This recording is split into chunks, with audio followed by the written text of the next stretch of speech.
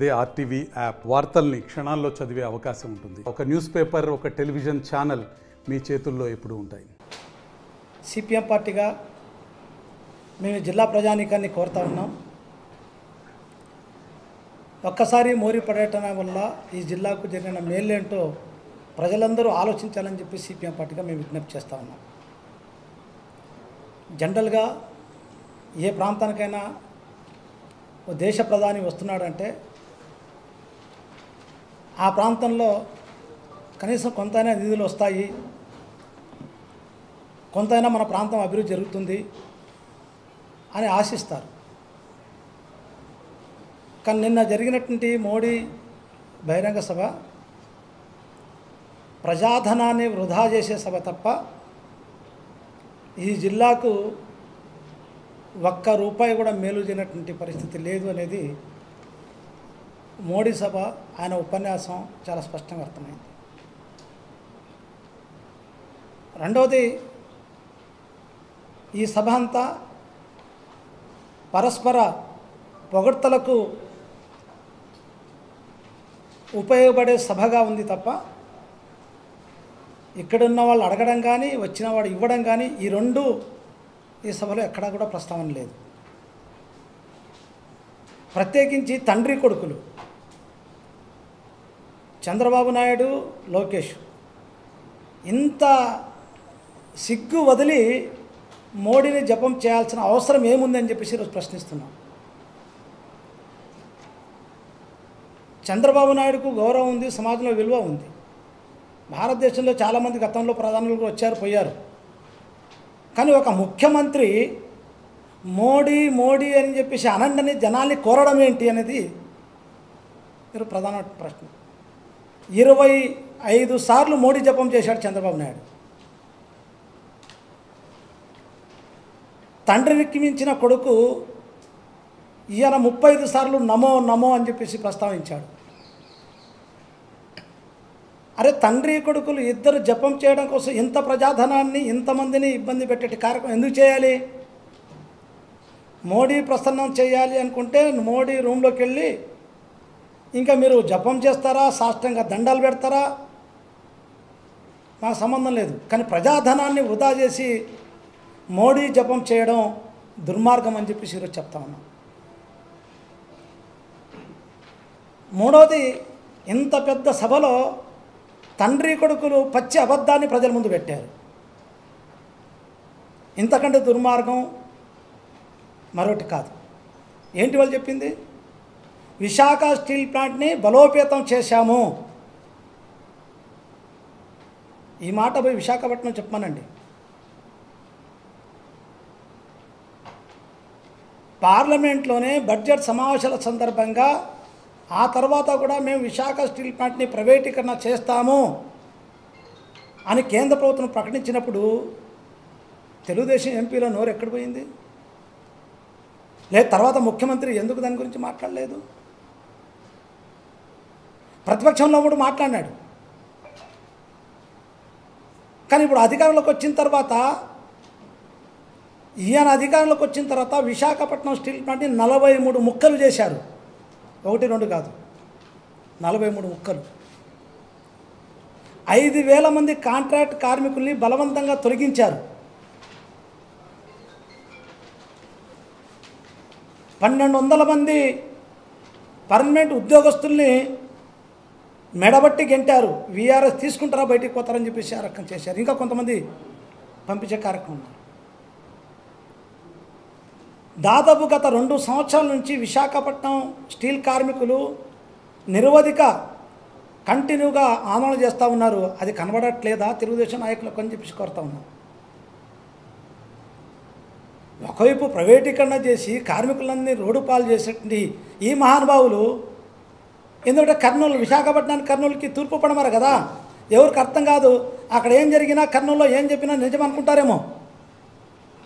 విశాఖపట్నానికి కర్నూలు చాలా దూరం ఉందని. అంటే ఇంత అబద్ధం ఆడేటువంటి ముఖ్యమంత్రిని కానీ మంత్రులు కానీ నేను ఎప్పుడు చూడలేదు. ఆంధ్ర రాష్ట్ర ప్రజలకు క్షమాపణ చెప్పాలి.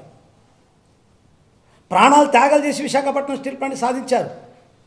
అట్లాంటి దాన్ని అమ్ముతుంటే మళ్ళీ ఇక్కడ బహిరంగ సభలో వచ్చి మేము బలోపేతం చేస్తామని చెప్పేసి చేశామని చెప్పడం అంటే అది హేయమైన చర్య అని చెప్పేసి భావిస్తాం.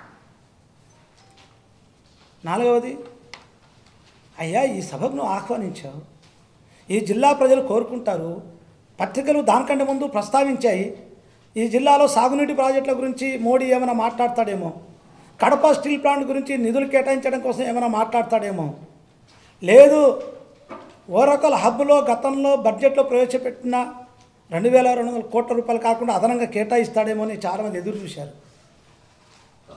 ఆయన ప్రారంభించిన 13,000 కోట్ల రూపాయల ప్రాజెక్టులు ఏంటివి? ఇప్పుడు నేను కాదు, పాతవి ఇప్పుడు నరేంద్ర మోడీతో అధికారికంగా ఇదిగో మేము ఇచ్చామని చెప్పుకుని తప్ప నరేంద్ర మోడీ స్పెషల్గా ఈ సభలో తీసుకుని వచ్చింది ఏంటి? ₹1 అంటే ₹1 కూడా ఆయన ప్రకటించలేదు. కానీ ఆయన పేరుతో ఆయన ద్వారా ఈరోజు నేను చెప్తా ఉన్నాను, కడప స్టీల్ ప్లాంట్ ఎందుకు శంకుస్థాపన చేయలేదు? ఏ కంపెనీ పెడుతున్నారు? ప్రభుత్వ కంపెనీ పెడుతున్నారా ఏంటని ఎందుకు ప్రస్తావించలేదు? ఇప్పటికి చాలామంది ఈయన ముఖ్యమంత్రి శంకుస్థాపన చేశాడు, అంతకుముందు జగన్ శంకుస్థాపన చేశాడు, మరి ఇప్పుడు కూడా మేము ఇది కడప స్టీల్ ప్లాంట్ మాట్లాడుతున్నారు. ఎవరికి ఇచ్చారు? ప్రభుత్వం నడుతుందే, ప్రభుత్వం లేకుండా ఏదైనా ప్రైవేట్ కంపెనీ ఇచ్చిందే? దాని ప్రస్తావన లేదు. ఈ జిల్లాలో మొత్తం అయ్యా వేదావతి గురించి మాట్లాడండి, లేకుంటే గుండ్రేవుల గురించి మాట్లాడండి అంటే ఎక్కడ ప్రస్తావన లేదు. అంటే జిల్లా అభివృద్ధి గురించి కానీ రాయలసీమ అభివృద్ధి గురించి ప్రస్తావన లేకుండా ఈరోజు అటు ముఖ్యమంత్రి ఉపన్యాసం కానీ ప్రధానమంత్రి ఉపన్యాసం కానీ, ప్రధానమంత్రి ఉపన్యాసంలో ఏముంది? అసలు ఈ జిల్లాకు కానీ ఈ రాష్ట్రానికి కానీ ఒక్క అంశం లేదు. ఏం చెప్పాడైనా? పవర్ జనరేటర్ గురించి మాట్లాడుతున్నాడు. ఆయన రాకముందు గ్రామాల్లో స్తంభాలు కూడా లేవంట, కరెంటు స్తంభాలు కూడా. ఆయన వచ్చిన తర్వాతనే భారతదేశంలో కరెంటు స్తంభాలు వచ్చాయంట. ఆయన వచ్చిన తర్వాతనే ఒక కుటుంబము 1400 యూనిట్లు కాలుస్తుందంట. నాకు ఆశ్చర్యం కావాలి, 1400 యూనిట్లు కాల్స్తే డబ్బులు ఎట్లా కట్టగలుగుతారు? 100-200 యూనిట్లు కాల్స్తేనే గగ్గోలు పెడుతున్నారే, భారం పడుతుంది. 1400 యూనిట్లు ఎవరు? ఈ దేశ ప్రధాని అబద్ధం ఆడుతున్నారు. గ్యాస్ పైప్ లైన్ ద్వారా మొత్తం అభివృద్ధి చేసాం. గ్యాస్ పైప్ లైన్ వల్ల ఏం అభివృద్ధి జరుగుతుంది? ప్రధానమంత్రి చెప్పాలా. మూడోది ఏం చెప్తున్నాడు? Artificial intelligence. ఏం చెప్పండి? ఆర్టిఫిషియల్ ఇంటెలిజెన్స్ వల్ల మన జిల్లాకు ఒరిగిందేంటి? మన ప్రాంతానికి ఒరిగిందేంటి? ఆ తర్వాత గూగుల్ ప్రస్తావన. ఈ 4-5 ప్రస్తావనలు తప్ప ఇంకొకటి అంటే మనం చెప్పట్లు ఒకటాడని చెప్పాడు. ఏమని? భారతదేశం అభివృద్ధి కావాలంటే ఆంధ్ర రాష్ట్రం అభివృద్ధి కావాలి, ఆంధ్ర రాష్ట్రం అభివృద్ధి కావాలంటే రాయలసీమ అభివృద్ధి కావాలి, రాయలసీమ అభివృద్ధి కావాలంటే కర్నూలు జిల్లా అభివృద్ధి కావాలి. కుండలో ఉండి కొడుకు మాత్రం గుమ్మడి పండు కావాలి అన్నట్టుంది. ₹1 కేటాయించకుండా కర్నూలు జిల్లా ఎట్లా అభివృద్ధి అవుతుంది? ఎట్లా వలసలు నివారించబడతాయి? ఎట్లా ఉపాధి దొరుకుతుంది? ఎక్కడా నరేంద్ర మోడీ పర్యటనలో ఉపన్యాసంలో ఎక్కడ ప్రస్తావన లేదు. ఇంకా విచిత్రం అంటే చంద్రబాబు నాయుడు ఎంత బరి తెగించి మాట్లాడుతున్నాడంటే 99% వస్తువులకు GST మొత్తం 0 లేకుంటే 5%. కాబట్టి ఇది తగ్గడం వల్ల ఒక్కొక్కరికి 15,000 రూపాయలు మిగిలినాయి. నేనున్నాను, మీరందరూ ఉన్నారు. ఈ నెల రోజుల్లో మీకు 15,000 రూపాయలు మిగిలినాయా? పోనీ 1,500 మిగిలినాయా? ఏ వస్తువు ధర అయినా తగ్గిందా? ఒక్క వస్తువు ధర తగ్గలేదు. కానీ పచ్చి అబద్ధాలు చంద్రబాబు నాయుడు బహిరంగ సభలో చెప్తా ఉన్నాడు. ఆయన చప్పట్లు కొట్టండి, ఒక్కరు కొట్టట్లేదు సభలో. తగ్గిందా అని చెప్పి అడిగితే ఎవరు చేతులు ఎత్తట్లేదు. అంటే ఈ రకంగా చంద్రబాబు నాయుడు నరేంద్ర మోడీ మెప్పు కోసం ఈ సభ జరిపి ఉంటే అది ఎక్కడో ఢిల్లీలో ఒక రూమ్లో జరిపి ఉంటే బాగుండేది. కానీ మన జిల్లాకి ఎంత నష్టం, రాష్ట్రానికి ఎంత నష్టం. ఈ జిల్లాలో వారం రోజుల పాటు పరిపాలన యంత్రాంగం అంతా ఆగిపోయింది. పిల్లల చదువులు 2 రోజులు ఆగిపోయినాయి. 3 రోజుల నుంచి రవాణా మొత్తం స్తంభించిపోయింది. దీని అంతా కారణం ఎవరు? చంద్రబాబు నాయుడు కాదా? అందుకోసం నేను కూటమి ప్రభుత్వాన్ని, పవన్ కళ్యాణ్ ఎక్కడ ఏమీ మాట్లాడకుండా మౌనం కూర్చోవడం తప్ప, కూటమి ప్రభుత్వం నరేంద్ర మోడీ మెప్పు కోసం జరిపిన సభ తప్ప ఈ జిల్లా అభివృద్ధి కోసం, ఈ జిల్లా ప్రజల అభివృద్ధి కోసం, వలసల నివారణ కోసం, సాగునీటి ప్రాజెక్టుల నిర్మాణం కోసం జరిగినటువంటి సభ కాదు. అందుకోసం ఈ జిల్లా ప్రజానీకాన్ని నేను కోరుతా ఉన్న సిపిఎం పార్టీగా, ప్రజల ఆలోచించండి. ఇట్లాంటి సభల్ని మనం ప్రోత్సహించాలనా, ప్రశ్నించాలనా? మనకు ఏమాత్రం ఉపయోగపడినటువంటి ఇట్లాంటి సభలు ఎవరు జరిపినా మనం దాన్ని వ్యతిరేకించాలి. ప్రజాధనాన్ని వృధా కాకుండా కాపాడుకోవాలి. ఇది ప్రజల బాధ్యత. ఇప్పటికైనా చంద్రబాబు నాయుడు కనీసం తెలివితేటలు ఉపయోగించి ఇట్లాంటి సభలు జరపకుండా ఉండాలి. మేము జిల్లా ప్రజానీకాన్ని కోరుతా ఉన్నాం. వాళ్ళు ప్రస్తావించలేదు, ఆయన ప్రకటించలేదు.